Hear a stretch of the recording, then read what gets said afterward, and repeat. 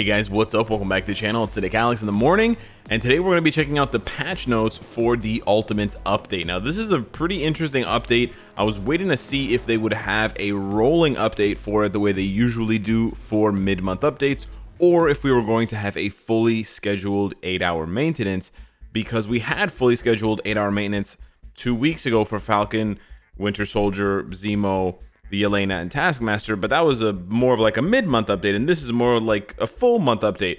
But no, so it is going to be a rolling patch update. So there's going to be no downtime, no maintenance time, no offline time, and from anywhere from 9 p.m. Pacific, which is midnight Eastern, which is, you know, like 5 a.m. UK time or 5:30, you'll be able to access the game with the new changes. Like when you open up the game again, you'll get a patch, you'll download it, and then you can just keep on playing. So it's very, very straightforward.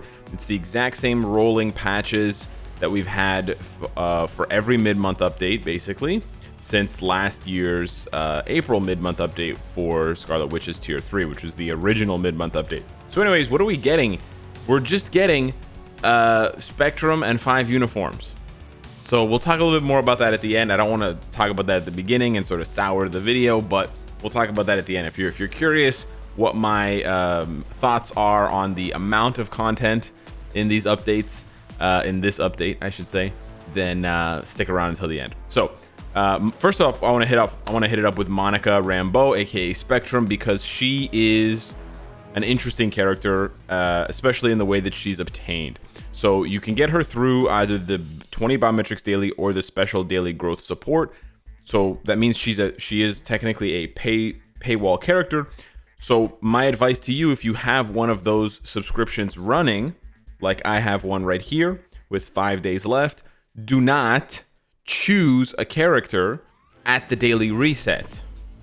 Because if you choose, so the daily reset's in a few hours. If I go ahead and I choose Baron Zemo, like I've been doing to try to get his uniform mythic, then I can't choose Monica tonight. So wait, okay? However, if you are free to play, have no fear, you will have a chance to obtain Monica. So I'm gonna make a separate video about this when it comes out and when the event is live. There's a timed event, there's a July special event, Magic versus Science Faction War Battle reward. Now, in the past, we've had faction war rewards for Colossus, for Mr. Sinister. So these characters are paywall, but they can also be obtained. Usually it's once. You can get them at like 2 stars or 3 stars, depending on how many bios you get, through the faction battle, through the faction war. So they may be changing around. They called it faction war this time. It's usually called faction battle. Maybe there's a small chance they've changed around the faction battle and they've made it a little bit more spicy, a little bit more interesting. But regardless, everyone in the game will be able to obtain a 2-star or 3-star Monica Rambeau completely for free, as long as you are playing during the event, right? Now, that also means, because we now know how Monica is obtained, and because you'll be getting her biometrics literally this month, that these rank up tickets are much more appealing if you haven't already spent your tokens to then use on Monica, okay? Especially if you want to rank her up and have her ready to go ASAP. So that's pretty cool. Now, as far as Monica's power level, she seems quite strong. She has a very, very good leadership, especially for endgame content like World Boss Legend, you know, DRX. She gives all allies, regardless of hero, villain, you know, blast, combat, whatever, even though she's blast, she gives everybody 36% energy attack, misspelled there, and 36% ignore dodge. Really, really nice buff there. Then her passives are pretty interesting. She has a lot of energy damage decrease, 60%. She's got nice skill damage, bonus damage. She's got basically a 100% chance to buff her crit damage by 50%, which means that if you cap her crit damage, it'll always be 250%. So she's going to crit like a beast, which is pretty wild. She also gives herself with one of her skills, Energy Blast gives her 30% guaranteed crit. So, you know, we've been sort of accustomed to giving characters either Judgment if they're elemental or Energy if they are not elemental lately, but she could be very, very strong with a Rage because of the guaranteed crit and because of the crit damage buffs. But she could still be very good with Energy, don't get me wrong. She just doesn't have chain hit damage. She also has a really interesting 100% chance to dodge physical attacks for 7 seconds when she's for 5 seconds every 7 seconds when she's hit. So that'll be pretty cool. She also has a heal. She has accumulation. She's got a 10% heal for 2 seconds. She's got a accumulation. She's got all defense down. She's got 30% increased lightning damage, but only one of her skills deals lightning damage. So keep that in mind. And then she's got immunity, invincibility, penetration, frenzy buff. She's got a lot. She's a pretty interesting character, and I'm interested to see how she does, because for a character that doesn't have a uniform, very, very strong, right? This is a really strong first start. This is looking like your Icaruses and these kinds of characters. So yeah, it'll be good. And she can be transcended, right? She can go to the next level. So that should be dope. And then we got the 5 new uniforms for Blue Marvel and the gang. Blue Marvel is the most interesting by far, because not only is he getting tier 3, his uniform is a support buff, which is crazy. So his uniform effect applies to all allies, okay, anybody on the team, and it gives them 30% resistances, which means fire, lightning, poison, cold, and mind resistance. Very strong against elemental damage dealers, especially in PvE. It's good against, for example, Mephisto in PvE, 30% fire resist, yeah, but it's also good in PvP against characters like Jean Grey. So really, really spicy there. And then it introduces a brand new effect called increased damage dealt to targets with the Mockery effect. Now, Mockery effect is basically taunted. So you can read Mockery as being taunted. So he has a taunt, and when he taunts the enemy, they are afflicted with Mockery.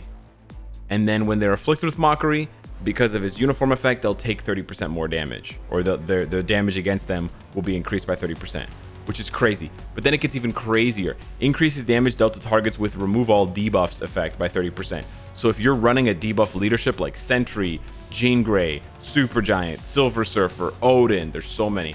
Or if you have Wasp on the team, or if you just have the remove all debuff passive like Black Bolt does for 5 seconds, he'll deal, he and all allies will deal 30% more damage to you.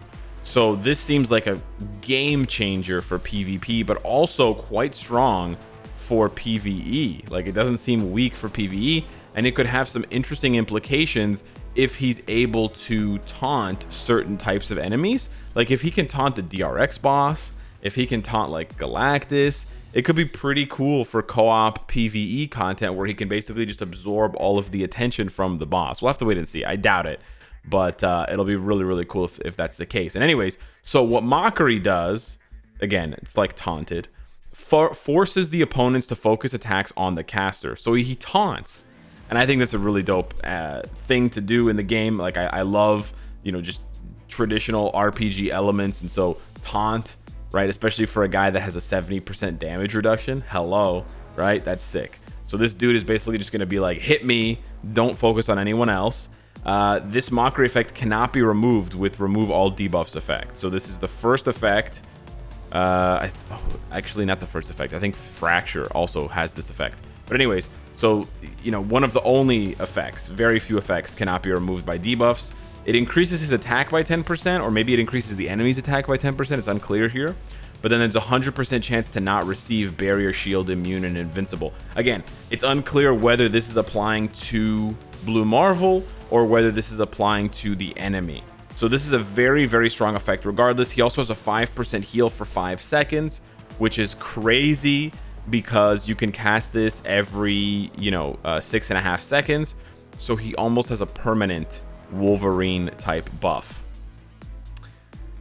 Yeah, very, very strong. He's got a 100% damage proc, which is crazy, and he's got a frenzy buff. He only has, however, he has 3 seconds of invincibility here, and he has 3 seconds of immunity here. So very light on the defenses as far as like immunity and invincibility goes, but now he's getting a heal. He's keeping the 70% damage reduction, and he's got this crazy galactic explosion passive. He doesn't have iframe ignore, which is one thing I find very interesting, but he seems very, very strong and very, very low cooldowns on all of his skills. 13, 13, 13, 9, 7.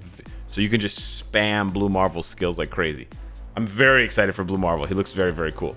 Captain Marvel, pretty interesting changes for her. The probably one of the biggest changes is that her ability, she's losing one of her abilities, or she's either losing fast movement or she's gaining. Oh no, you know what it is? Sorry, I actually just figured out what it is, because they explain it later on in the patch notes.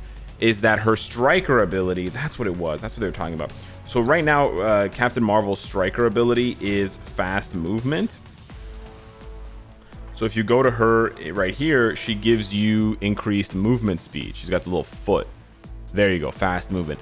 With this new uniform, her striker buff is changing, and she's going to have the leadership striker buff, which is 10% increased damage to villains, which is much, much better as a striker ability. Anywho, she also retains the leadership ability as a villain, which means you can pair her with White Fox. You're not going to get the full range of buffs, but you're going to get most of them, which is very, very interesting, because she's only the second villain to have that, Colossus being the only other villain. Now, the big thing about Carol that people are going to notice, that she doesn't get a heal, and she doesn't have any defenses as far as active defenses, you know, invincibility, immunity. She does, however, have 40% damage reduction, which is big, especially for a universal type, which doesn't take extra damage. And then she's going to have a 50% damage reduction received from supervillains. So she's actually going to be insanely tanky in PvE content, because she's getting like a 50%, you know, she's cutting the damage in half, and then she's just going to, like, it's like, yeah, it's going to be wild. We're going to have to wait and see. She also gets an increase all defense, but maybe she doesn't need the heal or the defense, or like the immunity or invincibility. She's a non-traditional character in that sense, but she could be very, very strong. 50 and 40 is very, very, very high. It's basically like Icarus. He has a 40% damage reduction, I believe, plus Colossus, active all the time, except only for villains, not for heroes. So she might not be good for PvP, even though she retains the iframe ignore, but she should be very, very tanky for PvE, which should be interesting. Now, yeah, the rest of her skills, nothing too spicy here, nothing new. You've got stun, paralysis, fracture. You've got incapacitation on a lot of her skills, which is good for PvP because of the buff removal. But now, the other thing that people aren't noticing, that I've not noticed in comments, is that her cooldowns. They've radically changed her cooldowns, especially on her 5th skill. With Captain Marvel's old rotation, you pop the 5, and then you can't do 5 again for like 20 seconds. So it makes her tier 3 charge up a lot slower. Now, this is a 14-second cooldown. So this is 7 seconds, 7 seconds, 5 seconds, 4.5, 3. So you can just spam. Again, you can just spam like crazy, which is wild. Now, the other thing missing here is they didn't mention in the patch notes that her tier 3 skill is getting buffed. They did mention it in the live stream, so we'll have to see if there's some miscommunication there. But they did mention in the patch notes that Black Panther's tier 3 is getting buffed. We'll talk about it. And they did mention that in the live stream. So hopefully Carol's is also getting buffed, because her tier 3 damage is kind of bad. But yeah. Now, as far as Black Panther goes, he's also getting a pretty radical change. His uniform effect gives him super armor and 50% all defense, which is nice. He now has a brand new King of the... Like, his ult has brand new buffs, including 100% ignore dodge for 10 seconds, which is really, really nice. And now his passives increases his crit damage, and his extra crit damage is only 10%, so it's up to 210%, but it's 100% chance, so it's always there. He gets 50% guaranteed crit, so he's going to be critting on basically all attacks like Wolverine. He gets damage reduction. It's pretty nice. Honestly, I gotta say his passives are looking pretty nice, and they also changed the buffs on his tier 3, which is nice. Now, some people were getting upset because they took away some of the buffs on his tier 3. They added them here on Noble Judgment because he has a frenzy buff. So if he's getting 30% crit rate here, he doesn't need 30% crit rate on his tier 3. This just makes it more consistent. So this is really good. He also has a 5 seconds immunity here for 100% immunity for 5 seconds. He also has a guard hit. He also has a 1% accumulation of true damage dealt. And he's got basically 2 frenzy buffs. He's got this frenzy buff and this frenzy buff, but they stack. So he's going to give himself 70% attack and defense. That's pretty nice. The only thing he's missing essentially is one of the other meta abilities, like no heal, no iframe ignore, and those sorts of things. But yeah, and no damage reduction. Well, small damage reduction, 15%. But yeah, so Black Panther should be very, very strong. It's a little bit harder to see how strong he's going to be from just looking at his skills, so we'll have to see how it works in game. But remember, you can cancel Shadow Dance Raid Shadow Legends. You can cancel Shadow Dance Raid, so he might be a very, very strong combat type. It's very rare that combat types get to cancel their skills. Moving on to America Chavez. Some people saw these uniforms for America Chavez and Quasar, and they were like, oh, this is just Nightcrawler Volume 2. This is definitely not Nightcrawler Volume 2. These are not just cosmetic reworks. She's getting all sorts of buffs. First of all, her leadership is crazy now. 30% all attack to all allies. So that works for everybody, and some dodge. She gets 25% crit rate, 30% ignore dodge. She also gets 15% HP, 50% less damage from reflect, which is not that helpful. But yeah, she gets skill damage, bonus damage, decreased physical damage received by 60%. I'm pretty sure most of Null's damage is physical. She gets super armor, all defense, and then she has iframe, ignore, incapacitation, immunity, all defense down. She's got a 20% heal. She's got a 50% attack buff for 7 seconds, which stacks with her 40% frenzy buff. So that's 90% attack, penetration, invincibility. These are really nice buffs. Even though her animations are the same, these are really, really nice buffs. Yeah, I think she's gonna be a pretty strong, like, interesting character for sure. Definitely not Nightcrawler. No siree. I don't think so at all. Especially because the leadership itself is already pretty useful. It's as good as Bucky's leadership. It's better than Bucky's leadership because it's all allies and it's all attack. So yeah, not bad at all. Not bad at all. And then for Quasar, same sort of thing. She gets a 20% chain hit, 30% damage reduction. She removes all debuffs and she keeps her HP shield. She gets a flat 30% ignore dodge. Sorry, 40% ignore dodge and 30% guaranteed dodge. So she's going to be tanky, right? Skill at 30 skill damage, bonus damage. She removes active buffs. She has all defense down and immunity. She's got a 15% heal with penetration. And then she's got true damage. Yeah, these are not, I mean, I think these are good reworks as far as improving these characters, you know, like basically bringing them into 2021. And to be honest, Quasar has some gorgeous skills. Would it be cool if she got new skills? Sure. Am I happy that I can still see her old skills and I know how it functions, so the rotation is pretty similar again?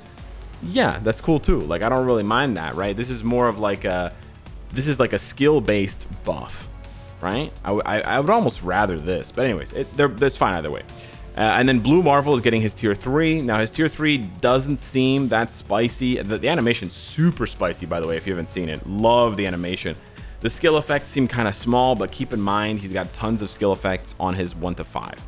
So he gets 100% ignore dodge for 6 seconds. That's the important one there for like null, PvE, and stuff like that. He gets invincibility. He gets a damage proc. He gets 50% all attack for 15 seconds. It should be interesting. He has very short cooldowns, so it might take him a long time to charge up his tier 3, or it might not. We have to just wait and see how it is. We got Chavez, Quasar, and Spectrum's Awakening skill. It's fairly straightforward. Nothing new here as far as the stats and the buffs on their Awakening skills. But keep in mind that they don't give accumulation. Accumulation has appeared recently on some Awakening skills, like for Human Torch. But I believe Quasar and Monica already have accumulation. But yeah, Quasar and Monica already have accumulation, but Chavez doesn't. So she's the only one that's sort of missing out on that, but it does not appear in her Awakening skill. But yeah, fairly straightforward stuff as far as the Awakening skills go. Not too much to talk about there. We got a new uniform collection, and then that's it. So briefly, we'll talk about this. They changed Black Panther. They mentioned here they changed Black Panther's a couple of Black Panther's buffs on his tier 3. So rather than giving you ignore dodge for 5 seconds, they made it 10 seconds, which is really, really good. Much longer. And then they also, again, they removed these buffs from his tier 3 because they added them to his 5th skill.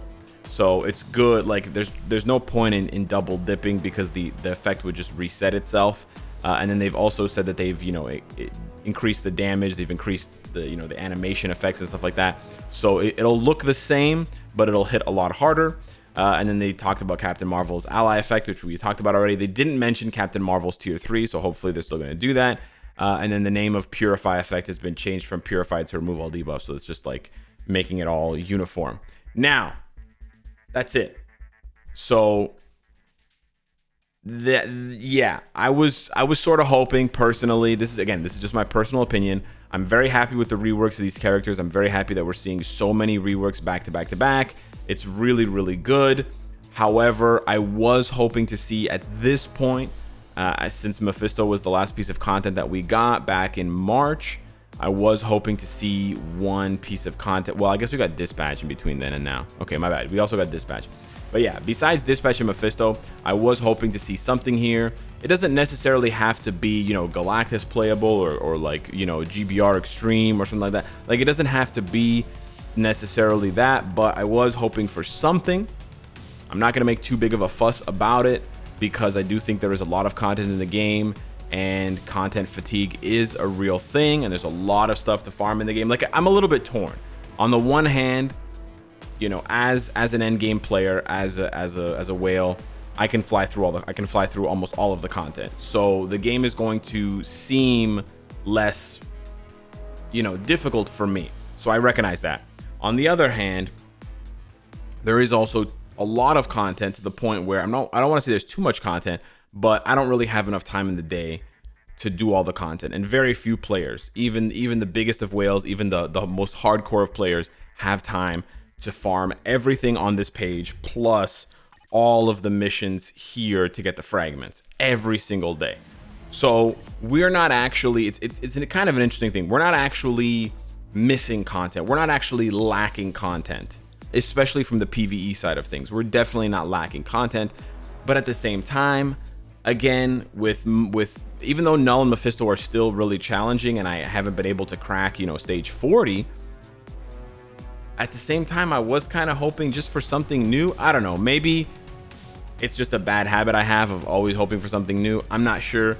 That's why I'm not trying to make a big fuss about it, because it's not like in the past where we complain about new content because there's nothing to do in the game. It's just 5 world boss clears and you log out. Like, there's way more to do in the game now. There's so many things to farm. Even if you're just doing world boss, dispatch, and story mode fragment farming, there's so much to do in those 3 things. There's passive farming, there's active farming, there's boss farming. Like, there's a lot. There really is a lot. But yeah, hit me up in the comments down below. Let me know if you think what you think about the patch notes and what you think of my assessment of the content. Thank you so much for watching. I will be live tonight to check out this patch when it goes live on Twitch, and I'll hopefully see you there. Take care.